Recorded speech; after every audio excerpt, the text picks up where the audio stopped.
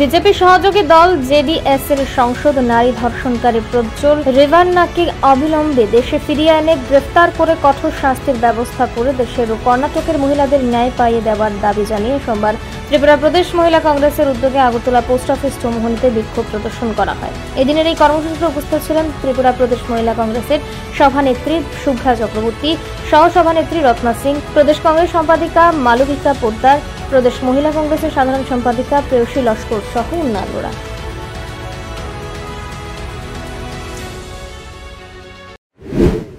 সারা দেশবাসী দেখেছেন, গত কিছুদিন পূর্বে দেশের প্রধানমন্ত্রী নরেন্দ্র মোদীজি যখন কর্ণাটকে বিজেপির সহযোগী দল এর হয়ে প্রচার করছিলেন এবং এমপি প্রজ্জ্বল রেভান্নার হয়ে মানুষের কাছে ভোট চাইছিলেন, ঠিক সেই সময় সারা দেশে প্রায় ৩,০০০-এর অধিক প্রজ্জ্বল রেভান্না যে নারী সংক্রান্ত যে অপরাধগুলি করেছেন সেই ভিডিও সোশ্যাল মিডিয়াতে ভাইরাল হয়েছে এবং আশা করি আপনারা সকলেই এই ভিডিওগুলি দেখেছেন। যে ভিডিওগুলি দেখলে তা প্রমাণিত হয় যে প্রজ্জ্বল রেভান্না একজন নারী বিরোধী এবং ওনারা যখন সরকারে ছিল, উনি একজন দেশের প্রাক্তন প্রধানমন্ত্রীর পরিবারের লোক, তারা যখন সরকারে ছিল যেই সমস্ত মহিলারা ওনাদের কাছে সাহায্যের জন্য গেছেন, প্রত্যেকটি মহিলাকে তারা বিভিন্ন রকমভাবে নির্যাতন করেছে, ধর্ষণ করেছে এবং মহিলা বিরোধী অপরাধের সঙ্গে তারা যুক্ত রয়েছে। এই ভিডিওগুলি সোশ্যাল মিডিয়াতে ভাইরাল হওয়ার সঙ্গে সঙ্গেই প্রজ্জ্বল রেভান্না দেশ ছেড়ে বিদেশ পালিয়ে গেছে এবং মোদী সরকার এবং অমিত শাহজি, আমরা বিভিন্ন ফটোতে দেখেছি, সোশ্যাল মিডিয়াতে বিভিন্ন ফটো দেখেছি, ওনাদের পরিবারের সঙ্গে তার ফটো রয়েছে গত কিছুদিন পূর্বের। কিন্তু উনি যখন প্রজ্জ্বল রেভান্না যখন দেশ ছেড়ে পালিয়ে যায়, আজ মোদী সরকার চুপ রয়েছেন।